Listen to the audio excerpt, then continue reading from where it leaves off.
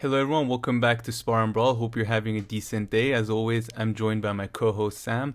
And so, everybody has heard or seen at least part of the Meghan and Harry interview with Oprah. So, we're not going to get into that, but we're going to get into what happened with Piers Morgan since. So, Piers Morgan is, of course, famous or infamous, however you want to refer to him, political commentator. But yeah, Sam, give a quick overview of what's happened with Piers Morgan since the interview has aired, and also what's your take on it? Sure, yeah, to be honest, I'm justifying this because I'm justifying us basically covering this because it's a bit of a yellow news, but because the Hill did a thing on it that I'll have a take on that, so we'll get to that. But Piers Morgan is basically, within Britain especially, he's a much hated figure by most of the left because he was the editor of a Daily Mail or something along those lines for a long time, and he's known for sort of semi-racist comments and very elitist views and that type of thing. But he was during the corona pandemic, he had a bit of a his reputation recovered somewhat because he was the one who was asking the toughest questions. And for a while, it led to the fact that when Dominic Cummings was still in the government, he banned cabinet ministers from going on their show, or at least that's what it looked like, and it was reported. So And then, Dominic Cummings, who was the person UK in charge of kind of coronavirus, who himself got in trouble for visiting his mom or oh, grandma, right? In the no, beginning of the pandemic, when nobody was allowed to leave, is that what you're yeah, referring yeah, to? yeah. He was not in charge of pandemic and stuff. He was a special advisor to Boris Johnson, and he was the guy who was seen as the man behind the Brexit campaign, the Yes campaign that was Mm, successful, and the movie made off of him. Benedict Cumberbatch played him. Like, he was seen as the genius behind the I campaign, see. the evil genius. And then But he also, sorry, and then he also told his cabinet members to not go on any news shows. Is that what you were saying? Uh, on Good Morning Britain, I believe, after a while, because they got really quizzed very hard by Piers Morgan. I mean, this is how it was reported. This was never confirmed by him, as soon as he was sacked and left, the cabinet ministers then again reappeared on Good Morning Britain. So, kind of makes sense. But then Piers Morgan basically made comments that he doesn't believe the Meghan Markle comments and not just doesn't believe them. He asked for her to name names and say when did it happen. The person who, for example, dismissed her mental issues, her mental problems as sort of bad for the institution. He said she should name names, and I can't believe a word she says because she has proven herself untrustworthy. Uh, a co-anchor of his, a weather reporter on Good Morning Britain, I believe the next day challenged him quite significantly and said that it seems that because you have a personal problem with Meghan Markle, that she cut you off at some point. Uh, that's why you don't believe her more than anything else, and not because she's not she's telling a lie. To be honest, I mean, I wouldn't be surprised if the things she says are true, but I wouldn't also be surprised if she is lying. I mean, this is a media uh, war between different sides you know over media image and money and all these things. So both sides could be lying, and both sides are running highly curated PR campaigns. Both. I mean, royal family. I mean, I said highly curated. I mean, in term royal family, they're. I mean, whoever is running their PR operation, to be honest, sucks. But I, it's hard to tell who's telling the truth or who's telling the lie. But But it's then sorry. Go ahead. Sorry. then the issue became somewhat more real in terms of like something that affects people's life. In terms of, in UK, there is a regulatory body that oversees media operations and their activities, Ofcom, and this is very different from US, which has the First Amendment. I mean, UK differs in, for example, libel and defamation is much easier to prove in UK court than it is in the US. So, a lot of people wrote to Ofcom and they asked that Piers Morgan's activities or Good Morning Britain be reviewed, or some of them called for his suspension, sacking, blah blah blah. But Ofcom obviously said that they're gonna take this under review. That's all they said. They're gonna review, and they're gonna review Piers Morgan's comments regarding Meghan Markle interview and stuff. And I think even Meghan Markle made a personal complaint to Ofcom saying that Piers Morgan comments especially might hurt people who have mental problems or suicidal or have depressions. And in Piers Morgan resigned immediately right after this, and he said that he kept saying he's gonna die on the hill of freedom of speech, which if you're gonna do it, okay, but you don't need to shout it like every 2 seconds. And it's a very weird story. And the hill then, Sagar and But Jetty. before we get to Segar, can we? Yeah. Yeah, I mean, all of them, what they say kind of make no sense. His freedom of speech thing, okay, I get it, because, I guess you want to say that you don't believe her mental health care, and I don't know if anybody's really stopping you from saying that.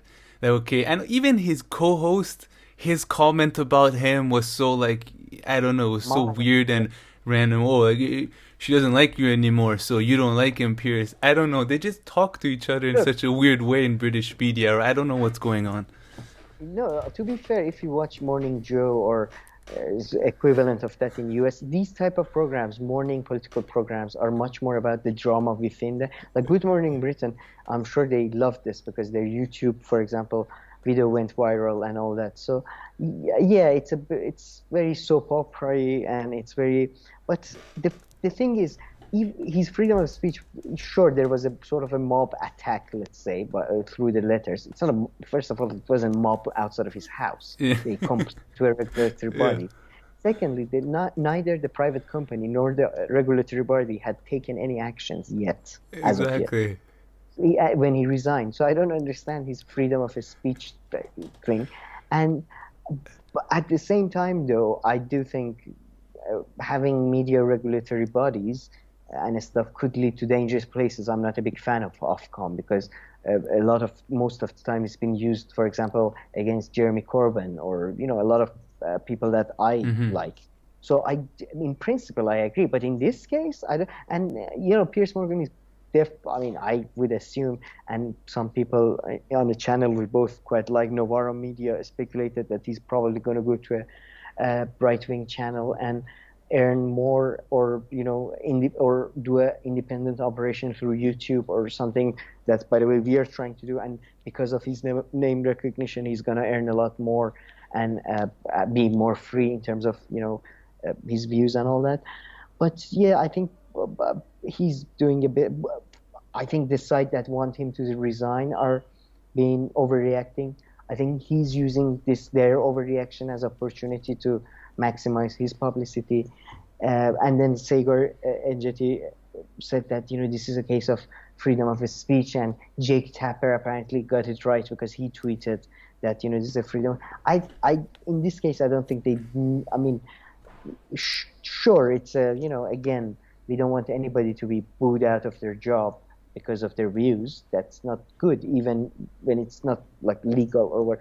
But at the same time, this is not a I think Piers Morgan is maximizing his publicity, and a lot of people sadly are falling for it, basically. Yeah, and it will become clear when he has a nice new job in a few months. But I think really what got to him was. To be fair, if he ends up becoming like a monk and gives all his money away and goes to Vietnam, I would feel very shitty, and I apologize in advance if that happens. But whatever. Yeah, I doubt it. But yeah. Anything else? No.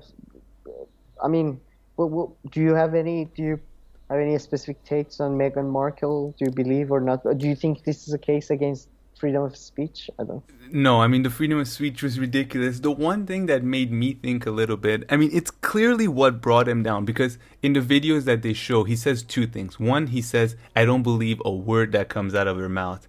And then the other one is particularly like, how is it related to the mental thing? I think they show it right after that they show that clip, and then he says this.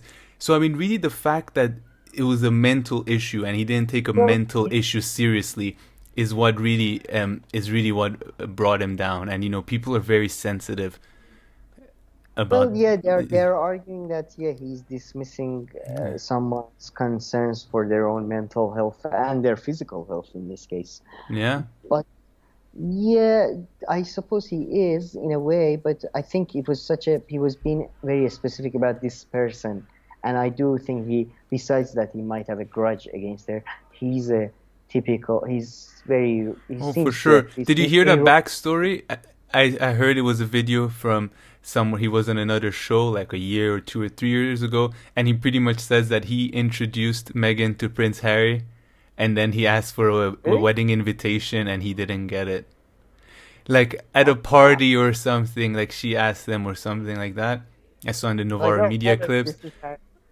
Yeah, not like that, at like a party or something like that, it mentioned, and then apparently he didn't get an invite to the royal wedding.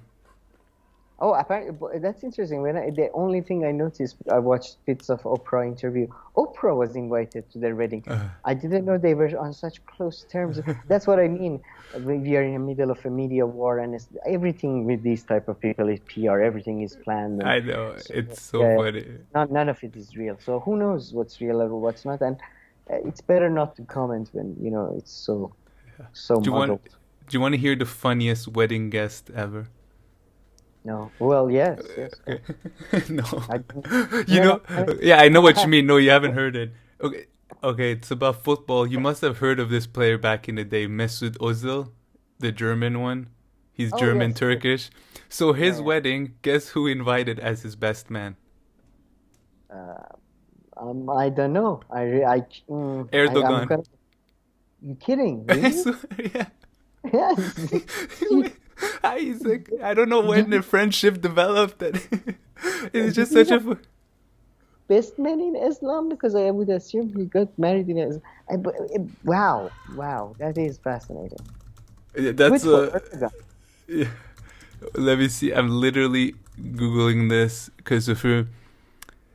Yeah, invites to his wedding, to the upcoming.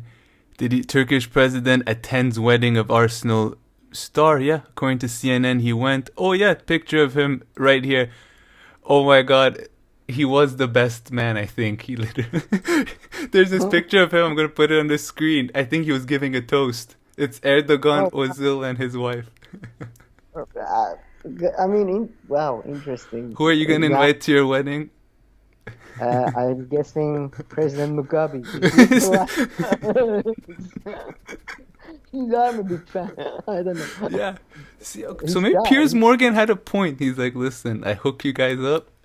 Yeah, that's to be fair. Yeah, you invite Oprah, but how did Oprah introduce you? To be fair, yeah, he's right. Piers Morgan is right. They should have invited him. They're very bad people. But okay, all right, that's it. That's that. Yeah. Okay, all right. Well, thank you for watching. Anybody, if you have some alternative facts, some insights, or anything you'd like to share in the comment section, and please like and subscribe, and we'll see you in our next video. Thank you.